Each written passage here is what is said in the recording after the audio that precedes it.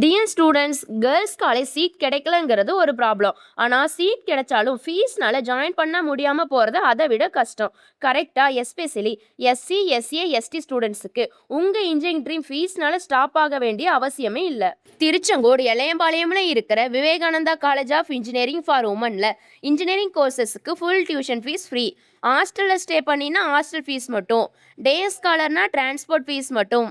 Round 1ல் fees அதிகம்னு seat விட்டுருந்தாலும் சரி, ரவுண்டு 2ல் சீட் கிடைக்காம போயிருந்தாலும் சரி, இப்போவும் அட்மிஷனுக்கு கோல்டன் ஆப்பர்ச்சுனிட்டி இருக்குது.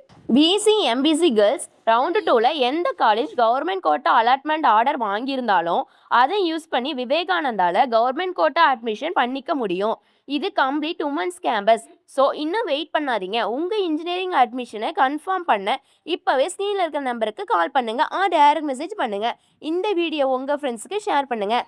இந்த மாதிரி யூஸ்ஃபுல் இன்ஃபர்மேஷன் தெரிஞ்சுக்க நம்ம பேஜை ஃபாலோ அண்ட் சப்ஸ்கிரைப் பண்ணிக்கோங்க. தேங்க்ஸ் ஃபார் வாட்சிங்.